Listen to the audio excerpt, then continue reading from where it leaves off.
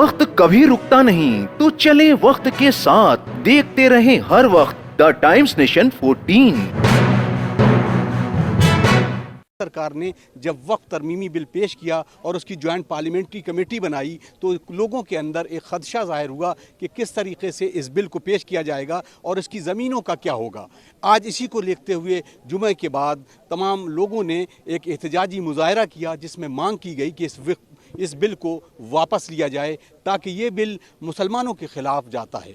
वक्फ bill वापस लो, वापस लो, वापस लो, वक्फ बिल वापस लो, वापस लो, वक्फ बिल वापस लो, वापस लो, वापस लो, वक्फ बिल वापस लो, वापस लो, वापस लो। वक्फ अमेंडमेंट बिल 10 मार्च को पार्लियामेंट में पेश किया जाएगा। इस वक्फ संशोधन बिल की मुखालफत करते हुए लखनऊ के बड़े इमामबाड़े में मुसलमानों ने एहतजाजी मुजाहिरा किया। वक्फ अमेंडमेंट बिल के विरोध में प्रदर्शन कर रहे प्रदर्शनकारियों ने इस बिल को वक्फ जायदाद को बर्बाद करने वाला बिल का इल्जाम आयद करते हुए इसे फौरन वापस लेने की मांग की। इस अवसर पर प्रदर्शनकारियों ने ऐसे बैनर्स और प्ले कार्ड्स भी उठा रखे थे जिन पर वक्फ बिल धोखा है, वक्फ अमेंडमेंट बिल को वापस लो, वक्फ बिल औकाफ की तबाही का बिल, वक्फ बिल सांप का बिल जैसे नारे दर्ज थे। प्रदर्शनकारियों ने साफ लफ्जों में कहा कि अगर ये बिल पार्लियामेंट में पास भी हो जाता है तो वो अदालत से रुजू करेंगे और इस बिल के खिलाफ हिंदुस्तान भर में बड़े पैमाने पर अवामी तहरीक भी चलाई जा सकती है। कोई एक्शन ऐसे नहीं इसमें एक्सेप्ट किया जाए। इसमें सारी जो 42 शक़ें हैं सब के सब बिल को वक्फ को तबाह बर्बाद करने वाली है। उसमें कोई अमेंडमेंट नहीं हो सकता, वो वापस लेना होगा। वापस एक भी शेख उसमें ऐसी नहीं है, एक भी क्लास ऐसा नहीं है जो वक्फ के फ़ायदे में हो। सब के सब जो है वो वक्फ के नुकसान में है।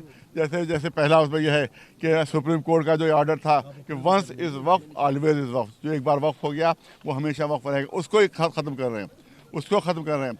इसी तरह से जो बाई यूज़र वक्फ हैं उसको ख़त्म कर रहे हैं। हमारे सैकड़ों हज़ारों मस्जिदें जो हैं वो बाई यूज़र हैं क्योंकि वहाँ इबादत होती है, लिहाजा उसको मस्जिद माना जाता है। कहते हैं इसको नहीं माना जाएगा बल्कि वक्फनामा होना चाहिए। 400 पुरानी एक वहाँ केरल में मस्जिद है 1400 साल पुरानी है।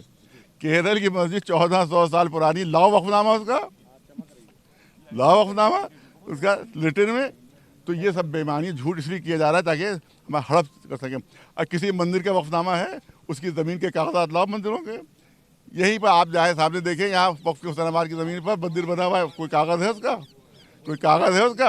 वहाँ कागज़ को नहीं मांग रहे हो, सारे कागज़ हम ही से मांग रहे हो, सारे सबूत हम ही से मांग रहे हो।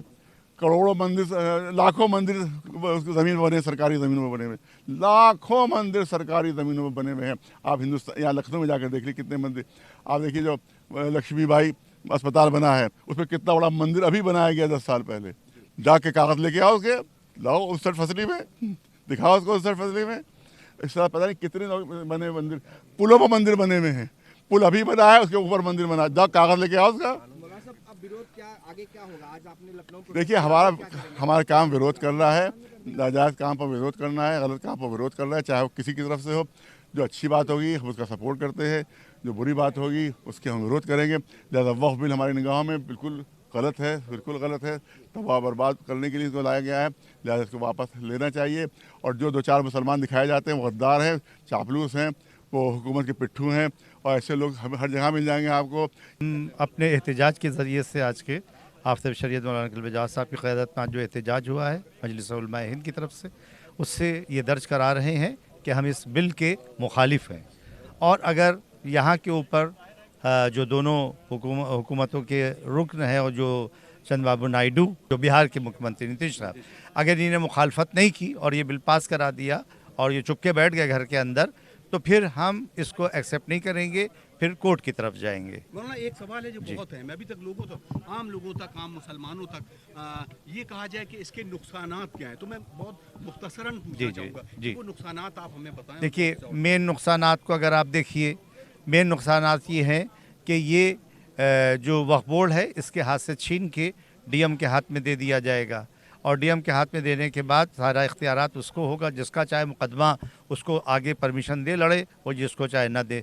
तो पहला नुकसान आप देख रहे हैं कि डीएमई के हाथ में तो इतना बड़ा इमामबाड़ा, और इसकी आप हालत को देख लीजिए, पीछे जाइए आगे जाइए, और आने के बाद जिसकी आमदनी 9 बताई जा रही है, 9 करोड़, और उसकी आमदनी जो हिसाब के अंदर पिछले डीएम ने बताई वो 18 करोड़ के करीब बताई सालाना। तो आप इसके नुकसानात खुद ही देख लीजिए। तो ये कौन सी बात हो गई कि अगर कहीं के ऊपर बेईमानी हो रही, पुलिस थाने पर अगर बेईमानी हो रही तो पुलिस थाना उड़ा दिया जाए, अगर वहाँ जो है बेईमानी हो रही है कोर्ट के अंदर का कोर्ट को ख़त्म कर दिया जाए, अगर अस्पतालों के अंदर जो है वो चल रही है वो तो पूरा अस्पताल को ख़त्म कर दिया जाए। ये तो कोई मंतकी लॉजिकल बात नहीं हुई, बल्कि उसकी जांच करके जो गलती के ऊपर हैं, जो ख़राब काम कर रहे हैं, उनको हटाया जाए, अच्छे लोग आए उनको लाया जाए, उनको लाने के बाद जो उसको दिया जाए। हम ये नहीं कहते कोर्ट के ज़रिए से, उसके ज़रिए से उसको एक अच्छा शफाफ तरीके से लाकर उससे काम कराया जाए। ये नहीं ये सबको हटा देना समाधान नहीं है, बल्कि अच्छे लोगों को लाना समाधान है। ताकि सरकार तो कोई भी आए उसकी एक ही पॉलिसी रहती है कि जो मुल्क की अक़लियत है, अल्पसंख्यक है, उसको किस तरह दबाया जाए, वो उभरने ना पाएँ, वो तरक्की ना कर पाएँ। 1857 के बाद अंग्रेज़ों ने दबाया, इसलिए कि मुसलमानों की हुकूमत गई थी। 1947 के बाद हिंदुस्तान की जो हमारी हुकूमतें हैं उन्होंने दबाया, इसलिए कि रह गए थे, उनके के अलावा कोई बड़ी जायदाद नहीं थी।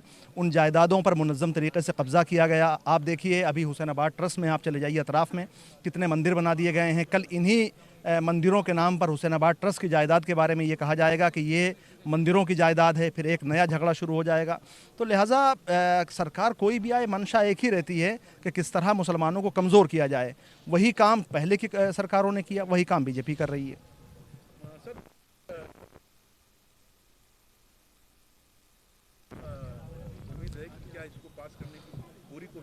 देखिए पास करने की कोशिश किया, वो तो इसी में लगे हुए हैं, क्योंकि जब ये जॉइंट पार्लिमानी कमेटी बनाई गई थी तो ये कहा गया था कि जितनी आरा आएंगे, जितनी राय आएंगे, व्यूज़ आएंगे, उन सब के बुनियाद पर जो है इसमें अमेंडमेंट किया जाएगा।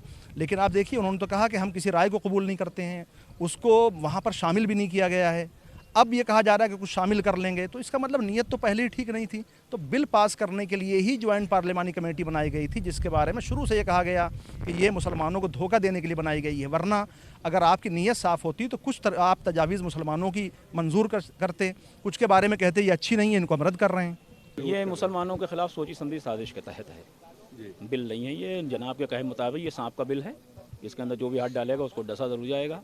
तो ये मुसलमानों को डसने की साजिश है और कुछ नहीं इसके अलावा। इसमें आप क्या देखते हैं कि क्या खराबियां हैं जो सरकार ला रही है? मेरा सबसे बड़ा सवाल ये है कि अगर आपके घर में परेशानी है तो आप अपने घर की परेशानी आप हल करेंगे ना।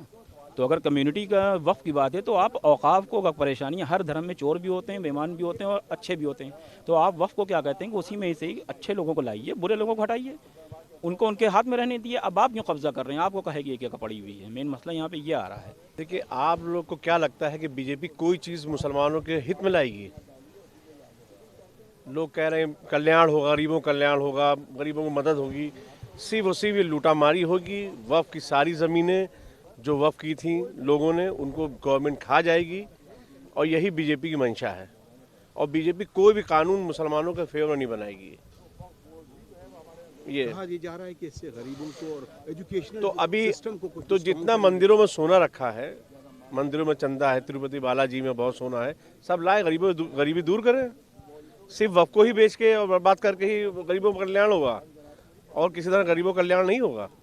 अदर काज़मी की ये खास report, the times nation, Lucknow.